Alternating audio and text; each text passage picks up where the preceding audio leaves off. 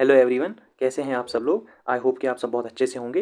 तो जैसा कि थंबनेल में आपने देखा ही होगा कि इस वीडियो में मैं डिस्कस करने वाला हूं नीट टू 2025 का जो इंपॉर्टेंट डॉक्यूमेंट्स आपके पास है काउंसलिंग के रिलेटेड, जो कि आपको काउंसलिंग में बहुत ज़्यादा इंपॉर्टेंट रोल रखते हैं। और अगर आपके पास इन डॉक्यूमेंट्स में एक भी डॉक्यूमेंट मिसिंग है ना, तो डेफिनेटली तुम काउंसलिंग में पार्टिसिपेट नहीं कर पाओगे। तो जो भी मेहनत तुमने की थी तो वो सारी मेहनत जो है वेस्ट हो जाएगी। तो जितनी ज़रूरी आपकी मेहनत होती है ना, नीट का रिजल्ट होता है ना, उससे ज़्यादा ज़रूरी जो है आपकी काउंसलिंग होती है। तो इस वीडियो को बहुत गौर से देखना, बहुत ध्यान से देखना। इसमें आपके सारे डाउट्स मैं क्लियर करूंगा, जैसे ट्रांसफर सर्टिफिकेट क्या होती है सर, माइग्रेशन सर्टिफिकेट क्या होती है हमारे पास, और जो हमारे पास सर गैप सर्टिफिकेट क्या होती है, कहाँ से बनाते हैं गैप सर्टिफिकेट, कैरेक्टर सर्टिफिकेट क्या होती है, क्या स्कूल की कैरेक्टर सर्टिफिकेट आपको काम आएगी कि आपको जो है कहीं और से सर ये जो है हमारे पास कैरेक्टर सर्टिफिकेट बनानी है। तो ये सारे डाउट्स मैं इस वीडियो में क्लियर करूंगा। और इससे पहले अगर चैनल पर नए आए हो तो सब्सक्राइब जरूर से कर लेना, शेयर भी कर लेना, और कहीं ना कहीं बेल आइकन जरूर से दबा लेना, क्योंकि इसी वीडियो पे, इसी जो ये जो हमारी चैनल है, इसी चैनल पे आपको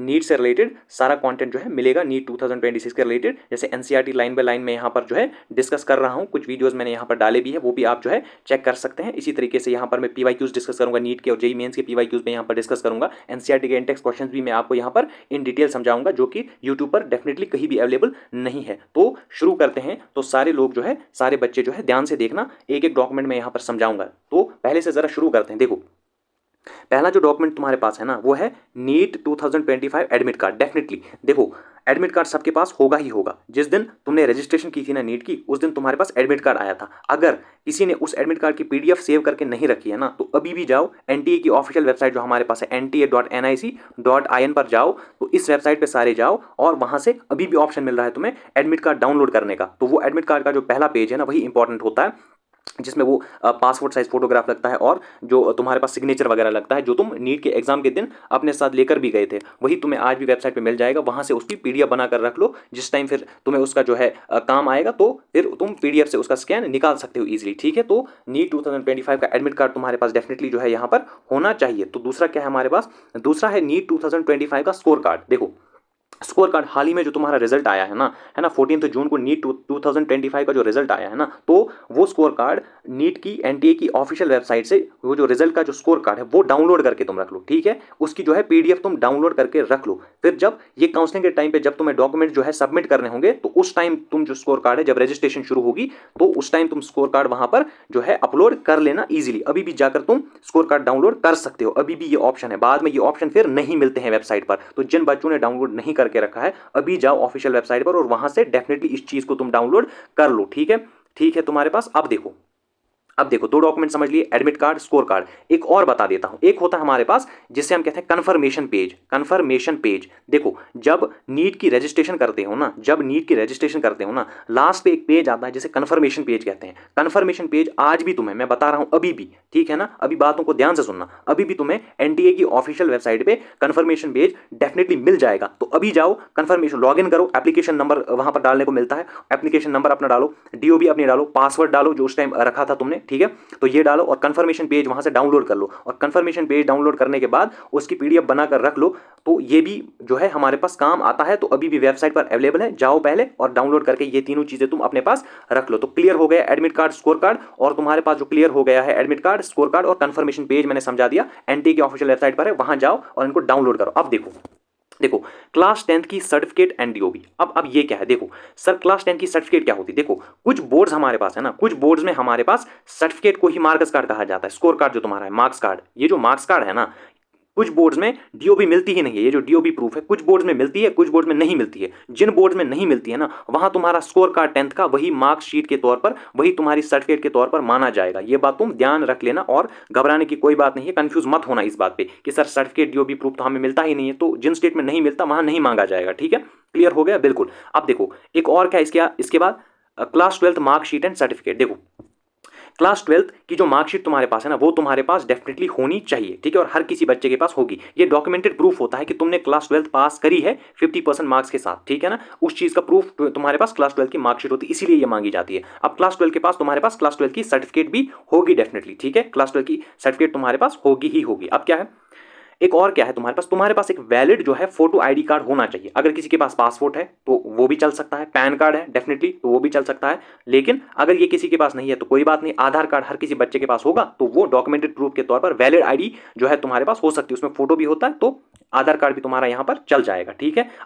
अब क्या है, जिसकी कोई कास्ट है, कोई कैटेगरी है, तो उसके पास वो कास्ट सर्टिफिकेट होना चाहिए, डेफिनेटली होना चाहिए, ठीक है। ईडब्ल्यूएस सर्टिफिकेट किसी के पास है तो वो ईडब्ल्यूएस सर्टिफिकेट आपके पास बनाई हुई होनी चाहिए। ऐसा नहीं है कि आप जो है काउंसलिंग के टाइम पे लिख दोगे कि मेरे पास ईडब्ल्यूएस सर्टिफिकेट है, फिर तुम्हारे पास जब है डॉक्यूमेंटेड प्रूफ लेना होगा कॉलेज में सबमिट करना होगा, वहां पर तुम्हारे पास ईडब्ल्यूएस सर्टिफिकेट पता चला नहीं है, तो ऐसा नहीं चलेगा डेफिनेटली, ठीक है। तुम्हारे पास होना चाहिए इसका डॉक्यूमेंटेड प्रूफ। अब देखो एक और क्या है तुम्हारे पास, डोमिसाइल सर्टिफिकेट। देखो जब तुम स्टेट कोटा के थ्रू पार्टिसिपेट करोगे ना काउंसलिंग में, तो उस टाइम तुम्हारे पास स्टेट का डोमिसाइल डेफिनेटली होना चाहिए। देखो ऑल इंडिया कोटा में तुमसे डोमिसाइल सर्टिफिकेट नहीं मांगेंगे, लेकिन स्टेट कोटा में 100% तुम्हारे पास, जैसे वेस्ट बंगाल का अगर तुम्हारे पास है तो वेस्ट बंगाल का डोमिसाइल होना चाहिए, उत्तर प्रदेश का है तो उत्तर प्रदेश का डोमिसाइल होना चाहिए, जेएंडके का है तो जेएंडके का डोमिसाइल होना चाहिए। इस तरीके से जब तुम स्टेट कोटा में पार्टिसिपेट करोगे ना तो तुम्हारे पास स्टेट का डोमिसाइल डेफिनेटली 100% होना चाहिए, ठीक है, ओके। इसके अलावा क्या होना चाहिए, पीडब्ल्यूडी कैंडिडेट जो है हमारे पास, ठीक है ना, ये जो पर्सन्स होते हैं बेंचमार्क डिसेबिलिटी, तो ये जिनके पास है ना उनके पास ये सर्टिफिकेट होनी चाहिए, 101% होनी चाहिए, ठीक है। जो भी पीडब्ल्यूडी कैंडिडेट्स है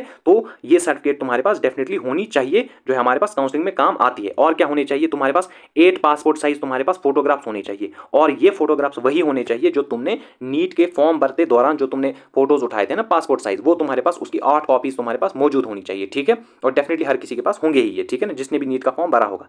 अब ये क्या है, प्रोविजनल अलॉटमेंट लेटर। देखो प्रोविजनल अलॉटमेंट लेटर क्या है, जब तुम्हारा कॉलेज, देखो जब तुम काउंसलिंग करोगे ना, समझना ध्यान से, जब तुम काउंसलिंग करोगे ना तो काउंसलिंग करने के बाद जब तुम्हारा कॉलेज अलॉट हो जाएगा ना, उसके साथ तुम्हें एक लेटर मिलेगी, यानी जिसमें लिखा होगा तुम्हें ये जो है कोई कॉलेज सपोज अलॉट हो गया है, तो उसी को कहते हैं प्रोविजनल अलॉटमेंट लेटर। वो जब कॉलेज तुम्हें अलॉट हो जाएगा तो उस टाइम तुम्हारे पास ये आ जाएगा, इसमें अभी तुम्हें घबराने की जरूरत नहीं है। अब क्या है, अब मेन चीज है, देखो सबसे ज्यादा कंफ्यूजन जिसमें बच्चों को है ना, ये ट्रांसफर सर्टिफिकेट क्या है, कैरेक्टर सर्टिफिकेट क्या है, माइग्रेशन सर्टिफिकेट क्या है सर, गैप सर्टिफिकेट क्या है, ये सारे सर्टिफिकेट क्या है, इसमें असल कंफ्यूजन बच्चों को है। जरा मैं समझाता हूं, ध्यान से सुनना, कंफ्यूज मत होना। देखो पहले मैं कैरेक्टर सर्टिफिकेट समझाता हूं, देखो मैं यहां प्रूफ भी लाया हूं आपके लिए। देखो कैरेक्टर सर्टिफिकेट क्या होता है, पहले इस बात को समझो। कैरेक्टर सर्टिफिकेट कुछ भी नहीं होता। कैरेक्टर सर्टिफिकेट एक ऐसा सर्टिफिकेट होता है तुम्हारे पास जिसमें जिसमें ये चीज क्लियर होती है कि ये जो पर्सन है XYZ, ये क्या है, इसका कैरेक्टर जो है वो बहुत क्लियर है। इसका कैरेक्टर क्या है हमारे पास, बहुत ही ज्यादा क्लियर है। देखो गुड मॉरल कैरेक्टर, यानी इसमें ये सर्टिफाई किया जाता है कि ये जो XYZ पर्सन हमारे पास है, इसका कैरेक्टर बहुत अच्छा है, ठीक है ना। ये किसी भी इलीगल एक्टिविटी में हमारे पास पार्टिसिपेट नहीं करता है, किसी भी इलीगल एक्टिविटी में हमारे पास ये इन्वॉल्व नहीं है, ये होता है कैरेक्टर सर्टिफिकेट। लेकिन अब बात सुनो, देखो जब तुम्हें क्लास 12 पास की होगी ना, जब तुम क्लास 12 पास करोगे ना, तो तुम्हें स्कूल की तरफ से कैरेक्टर सर्टिफिकेट मिलेगा, डेफिनेटली मिलेगा, डेफिनेटली 100%, जिसमें स्कूल वाले जो है लिखते हैं कि ये जो बंदा है ये हमारे पास पढ़ता था और इसका कैरेक्टर बहुत अच्छा है, ये डिसिप्लिनरी स्टूडेंट है बहुत ज्यादा, तो ये चीज होती है। लेकिन एक बात ध्यान से सुनना, वो सिर्फ 1 ईयर तक वैलिड होता है, बस 1 ईयर तक। अब जो फ्रेशर है ना, जिन्होंने नीट क्वालिफाई किया है, तो उनको वो कैरेक्टर सर्टिफिकेट चल जाएगी स्कूल वाली। लेकिन जो बच्चे हमारे पास ड्रॉपर है ना, तुम सारे ध्यान देना, तुम्हें वो वाली सर्टिफिकेट नहीं चलेगी। तुम्हें नियरेस्ट पुलिस स्टेशन जाना होगा, वहां पर जो है तुम्हें कैरेक्टर सर्टिफिकेट बनानी होगी। मेरी बात समझ आ गई है सबको, डेफिनेटली आ गई होगी। यानी जिनको जो क्लास 12 जिन्होंने क्लास 12 पास किया ना अभी और नीट क्वालिफाई किया है, जो फ्रेशर्स थे हमारे पास, तो वो डेफिनेटली उनके पास जो स्कूल की कैरेक्टर सर्टिफिकेट है वो चल जाएगी। लेकिन जो बच्चे हमारे पास ड्रॉपर्स हैं ना, ड्रॉपर बच्चे, तो उनको नियरेस्ट पुलिस स्टेशन में जाकर हमारे पास कैरेक्टर सर्टिफिकेट बनानी होगी। तो मुझे 100% में श्योर हूं कि कैरेक्टर सर्टिफिकेट का मसला आपका क्लियर हो गया होगा, किनको बनानी है, किनको नहीं बनानी है और कहां से बनानी है, ठीक है, ये चीज क्लियर हो गई। अब एक चीज है, ये माइग्रेशन सर्टिफिकेट क्या है। देखो ये माइग्रेशन, देखो पहले मैं समझाता हूं तुम्हें ये गैप एफिडेविट क्या होता है। देखो एक बात सुनो, गैप एफिडेविट, पहली बात गैप एफिडेविट सिर्फ उन बच्चों को बनाना है जो ड्रॉपर स्टूडेंट है, जो फ्रेशर है ना, उनको गैप एफिडेविट नहीं बनाना है। क्यों नहीं बनाना है, देखो क्यों नहीं। जो गैप एफिडेविट है ना, गैप एफिडेविट कुछ भी नहीं होता, ये होता है, सिंपल सी बात बताओ मुझे, अगर तुमने 2023 में सपोज, सर हमने 2023 में 12th क्वालिफाई किया था, फिर 2024 में हमने ड्रॉप लिया, अब तुम्हें डॉक्यूमेंटेड प्रूफ देना है कि तुम 2023 से 2025 के बीच में क्या कर रहे थे, बताओ मुझे, तुम क्या कर रहे थे इसमें, है ना, इस ईयर में तुम क्या कर रहे थे। इसमें ये भी क्लियर होता है कि तुम इसमें कोई जो है तुमने क्राइम नहीं किया इस एरा के दौरान। यानी ये जो एक साल रहा है ना 2024, तुम्हें ये क्लियर करना होता है कि तुम किसी इलीगल एक्टिविटी में इसमें पार्टिसिपेट नहीं कर रहे थे और तुम जो है इसमें कौन सा काम कर रहे थे। इसी का डॉक्यूमेंटेड प्रूफ गैप एफिडेविट कहलाता है हमारे पास। 100 रुपए का बनता है। अब ये बनता कहां से, देखो 100 रुपए का बनता है, तुम्हें नियरेस्ट कोर्ट में जाओ, वहां पर तुम्हें जो है यहां पर मिल जाएगा ये गैप एफिडेविट 100 रुपये का बनता है, ये 100 रुपये का, ठीक है, 100 रुपये लगते हैं इसे बनाने में। नियरेस्ट जो है तुम्हारे पास जो कोर्ट होगा वहां जाओ तुम, तो वहां तुम्हें ये दे दिया जाएगा। देखो इसमें क्या होता है, ये जो पर्सनल डिटेल्स होती है पहले, फिर होता है that I am a resident of said address, complete किया है 12th in the year of this, from this I have not joined admitted in the school college due to this, फिर reason लिखना है क्यों नहीं ज्वाइन किया है, ठीक है ना। देयर इज अ गैप, देखो गैप था मेरे पढ़ाई में, गैप था कहां से कहां, जैसा मैंने अभी बताया 2023 से 2024, और इस पीरियड के दौरान देखो मैं किसी इलीगल एक्टिविटी में इन्वॉल्व नहीं था, मुझ पे कोई क्रिमिनल केस नहीं चल रहा है, ठीक है ना। इसी तरीके से तुम्हें गैप एफिडेविट मिल जाएगा, और किनको बनाना है किनको नहीं ये मैंने अभी बताया, सिर्फ ड्रॉपर्स को बनाना है। अब ये भी तुम्हें 100% मैंने क्लियर कर दिया गैप एफिडेविट के बारे में, क्या जो कंफ्यूजन थी वो मैंने क्लियर कर दी, कहां से बनता है ये भी बता दी। अब लास्ट सर्टिफिकेट है माइग्रेशन सर्टिफिकेट। देखो माइग्रेशन सर्टिफिकेट बहुत सिंपल है, बहुत सिंपल। माइग्रेशन सर्टिफिकेट क्या होती है, देखो जब तुम क्लास 12th में थे, सपोज क्लास 12th में,